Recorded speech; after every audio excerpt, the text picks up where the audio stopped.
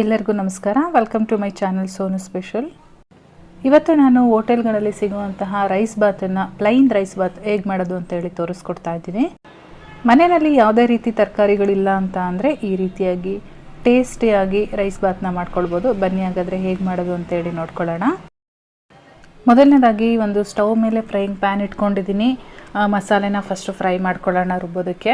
ಇದಕ್ಕೆ ಒಂದು 2 ಟೀ ಸ್ಪೂನಷ್ಟು ಎಣ್ಣೆ ಹಾಕ್ಕೊಂಡಿದ್ದೀನಿ. ಎಣ್ಣೆಗೆ ಒಂದು 4 ರಿಂದ 5 ಮೆಣಸು, ಒಂದು 2 ಇಂಚು ಚಕ್ಕೆ, 1 ಏಲಕ್ಕಿ, ಹಾಗೆ ಒಂದು 3 ರಿಂದ 4 ಲವಂಗ, 1 ಬೆಳ್ಳುಳ್ಳಿ ಸಿಪ್ಪೆ ಎಲ್ಲ ತೆಗೆದು ಹಾಕ್ಕೊಂಡಿದ್ದೀನಿ. ಜೊತೆಗೆ 1 ಇಂಚು ಶುಂಠಿ, 1 ಮೀಡಿಯಮ್ ಸೈಜ್ ಈರುಳ್ಳಿ, 1 ಮೀಡಿಯಮ್ ಸೈಜ್ ಟೊಮೊಟೊ, ಹಾಗೆ 3 ರಿಂದ 4 ಹಸಿಮೆಣಸಿನ್ಕಾಯಿ, 2 ಟೇಬಲ್ ಸ್ಪೂನ್ ತೆಂಗಿನಕಾಯಿ ತುರಿ, ಹಾಗೆ ಸ್ವಲ್ಪ ಪುದೀನ ಕೊತ್ತಂಬರಿ ಸೊಪ್ಪು ಜೊತೆಗೆ ಹಸಿ ಕರಿಬೇವಿನ ಸೊಪ್ಪನ್ನು ಹಾಕ್ಕೊಂಡು ಫ್ರೈ ಮಾಡ್ಕೊಳ್ಳೋಣ. ಹಾಕಿರ್ತಕ್ಕಂಥ ಸೊಪ್ಪೆಲ್ಲ ಚೆನ್ನಾಗಿ ಸಾಫ್ಟ್ ಆಗೋವರೆಗೂ ಫ್ರೈ ಮಾಡ್ಕೊಳ್ಳಿ. ಇವಾಗ ನೋಡ್ತಾ ಇರ್ಬೋದು ನೀವು, ಫ್ರೈ ಮಾಡಿ ರೆಡಿಯಾಗಿದೆ. ಇದನ್ನು ತಣ್ಣಗಾಗ್ಲಿಕ್ಕೆ ಬಿಟ್ಟು ತಣ್ಣಗಾದ್ಮೇಲೆ ಒಂದು ಮಿಕ್ಸಿ ಜಾರಲ್ಲಿ ಹಾಕ್ಕೊಂಡು ನುಣ್ಣಗೆ ರುಬ್ಕೊಂಡು ಇದನ್ನು ಒಂದು ಸೈಡಲ್ಲಿ ಎತ್ತಿಟ್ಕೊಳ್ಳೋಣ. ಇವಾಗ ಸ್ಟವ್ ಮೇಲೆ ಒಂದು ಕುಕ್ಕರ್ ಇಟ್ಕೊಂಡು ಕುಕ್ಕರ್ಗೆ 1 ಟೇಬಲ್ ಸ್ಪೂನ್ ತುಪ್ಪ, ಹಾಗೆ ಒಂದು 2 ಟೀ ಸ್ಪೂನಷ್ಟು ಅಡುಗೆ ಎಣ್ಣೆನ ಸೇರಿಸ್ಕೊಳ್ತಾ ಇದ್ದೀನಿ. ತುಪ್ಪ ಮತ್ತು ಎಣ್ಣೆ ಚೆನ್ನಾಗಿ ಕಾಯ್ದ ಮೇಲೆ ಇದಕ್ಕೆ 1 ಪಲಾವ್ ಎಲೆ ಸೇರಿಸ್ತಾ ಇದ್ದೀನಿ, 2 ಅನಾನಸ್ ಹೂವು, ಹಾಗೆ ಒಂದು 2 ಮರಾಠಿ ಮೊಗ್ಗು ಸೇರಿಸ್ತಾ ಇದ್ದೀನಿ. ಜೊತೆಗೆ 1 ಇಂಚು ಚಕ್ಕೆ, ಇದರ ಜೊತೆಗೆ ಒಂದು 6 ರಿಂದ 7 ಗೋಡಂಬಿನ ಸೇರಿಸ್ಕೊಳ್ತಾ ಇದ್ದೀನಿ. ಇದನ್ನು ಒಂದು 10 ಸೆಕೆಂಡು ಫ್ರೈ ಮಾಡ್ಕೊಳ್ಳೋಣ.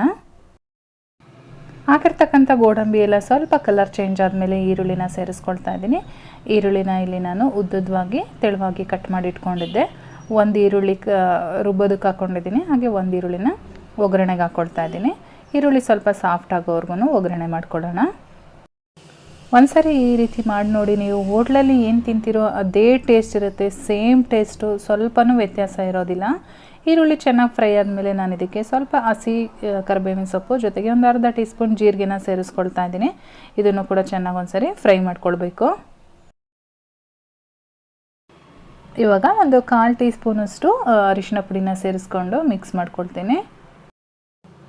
ಇವಾಗ ಒಗ್ಗರಣೆ ಎಲ್ಲ ಚೆನ್ನಾಗಿ ಫ್ರೈ ಆಗಿದೆ. ಈ ಟೈಮಲ್ಲಿ ನಾವು ರುಬ್ಬಿಟ್ಕೊಂಡಿದ್ವಲ್ಲ ಮಸಾಲೆ, ಆ ಮಸಾಲೆನ ಇದರೊಳಗಡೆ ಸೇರಿಸ್ಕೊಂಡು ಈ ಮಸಾಲೆಯಲ್ಲಿ ಹಸಿ ವಾಸನೆ ಎಲ್ಲ ಹೋಗೋವರೆಗೂ ನಾವು ಚೆನ್ನಾಗಿ ಫ್ರೈ ಮಾಡ್ಕೊಳ್ಬೇಕು. ಇದು ಚೆನ್ನಾಗಿ ಬೆಂದು ಎಣ್ಣೆ ಬಿಡೋಕ್ಕೆ ಸ್ಟಾರ್ಟ್ ಆಗುತ್ತೆ, ಅಲ್ಲಿವರೆಗೂ ನಾವು ಫ್ರೈ ಮಾಡಬೇಕಾಗತ್ತೆ. ಮೀಡಿಯಮ್ ಫ್ಲೇಮಲ್ಲಿ ಇಟ್ಕೊಂಡು ಒಂದು 2 ನಿಮಿಷ ಬೇಯಿಸ್ಕೊಂಡ್ರೆ ನೋಡಿ, ಇವಾಗ ಎಣ್ಣೆ ಬಿಡೋಕ್ಕೆ ಸ್ಟಾರ್ಟ್ ಆಗಿದೆ. ಈ ಟೈಮಲ್ಲಿ ನಾನು ಇದಕ್ಕೆ ರುಚಿಗೆ ತಕ್ಕಷ್ಟು ಉಪ್ಪು, ಹಾಗೆ ಒಂದು ಅರ್ಧ ಟೀ ಸ್ಪೂನಷ್ಟು ಗರಂ ಮಸಾಲ ಪೌಡರ್ನ ಸೇರಿಸ್ಕೊಳ್ತಾ ಇದ್ದೀನಿ. ಇದನ್ನು ಚೆನ್ನಾಗಿ ಮಿಕ್ಸ್ ಮಾಡಿಕೊಂಡು ಮತ್ತೆ 1 ನಿಮಿಷಗಳ ಕಾಲ ಬೇಯಿಸ್ಕೊಳ್ಬೇಕು. ಇವಾಗ ಇದಕ್ಕೆ ನಾನು ಅಕ್ಕಿನ ಸೇರಿಸ್ಕೊಳ್ತಾ ಇದ್ದೀನಿ. ಇಲ್ಲಿ ನಾನು 1.5 ಕಪ್ ಅಕ್ಕಿನ ಸೇರಿಸ್ಕೊಳ್ತಾ ಇದ್ದೀನಿ. ಅಕ್ಕಿ ನಾನಿಲ್ಲಿ ನೆನೆಸಿಲ್ಲ, ವಾಶ್ ಮಾಡಿಬಿಟ್ಟು ಸೇರಿಸ್ಕೊಂಡಿದ್ದೀನಿ ಅಷ್ಟೇ. ಈ ಮಸಾಲೆ ಜೊತೆ ಹೊಂದ್ಕೊಳ್ಳೋ ರೀತಿ ಚೆನ್ನಾಗಿ ಒಂದ್ಸರಿ ಮಿಕ್ಸ್ ಮಾಡ್ಕೊಳ್ಳೋಣ. ಮಿಕ್ಸ್ ಮಾಡಿಕೊಂಡು 1 ನಿಮಿಷ ಫ್ರೈ ಮಾಡ್ಕೊಳ್ಳೋಣ. ಈ ರೀತಿ ಮಾಡ್ಕೊಳ್ಳೋದ್ರಿಂದ ಉದುರಾಗಿ ಬರುತ್ತೆ ನಮಗೆ ರೈಸು. ಇವಾಗ ನೀರನ್ನು ಸೇರಿಸ್ಕೊಳ್ತಾ ಇದ್ದೀನಿ. ನಾನು ಜಾರಲ್ಲಿ ಸ್ವಲ್ಪ ಮಸಾಲ ಮೆಕ್ಕಿತ್ತಲ್ಲ, ಅದರೊಳಗಡೆ ನೀರು ಹಾಕ್ಕೊಂಡು ಆ ನೀರನ್ನು ಸೇರಿಸ್ಕೊಂಡಿದ್ದೀನಿ. ಹಾಗೆ ನಾನಿಲ್ಲಿ 1.5 ಕಪ್ ಅಕ್ಕಿಗೆ 3 ಕಪ್ಪು ನೀರನ್ನು ಸೇರಿಸ್ಕೊಂಡಿದ್ದೀನಿ. ಅಂದರೆ 1:2 ರೇಷಿಯೋದಲ್ಲಿ ನಾನು ನೀರನ್ನು ಹಾಕ್ಕೊಂಡಿದ್ದೀನಿ. ಇವಾಗ ಚೆನ್ನಾಗಿ ಮಿಕ್ಸ್ ಮಾಡಿಕೊಂಡು ಒಂದು ಲಿಡ್ ಕ್ಲೋಸ್ ಮಾಡಿ 2 ವಿಷಲ್ನ ಕೂಗಿಸ್ಕೊಳ್ಬೇಕು. 2 ವಿಷಲ್ ಆದಮೇಲೆ ನಾನು ಲಿಡ್ ಓಪನ್ ಮಾಡಿದ್ದೀನಿ. ಇವಾಗ ನೀವು ನೋಡ್ತಾ ಇರ್ಬೋದು ಎಷ್ಟು ಚೆನ್ನಾಗಾಗಿದೆ ಅಂತೇಳಿ. ಮಸಾಲೆ ಎಲ್ಲ ಮೇಲ್ಗಡೆ ಇರೋದ್ರಿಂದ ಚೆನ್ನಾಗಿ ಒಂದೊಳ್ಳೆ ಮಿಕ್ಸ್ ಕೊಡೋಣ. ಬಿಸಿ ಬಿಸಿ ಇದ್ದಂಗೆ ತೆಂಗಿನಕಾಯಿ ಚಟ್ನಿ ಜೊತೆ ಸರ್ವ್ ಮಾಡಿ ತುಂಬಾ ಚೆನ್ನಾಗಿರುತ್ತೆ. ಸ್ವಲ್ಪ ತಿಂತಾ ಇದ್ದರೂ ಕೂಡ ಜಾಸ್ತಿ ತಿಂತಾರೆ, ಅಷ್ಟು ಟೇಸ್ಟಿಯಾಗಿರುತ್ತೆ ಈ ರೈಸ್ ಬಾತು.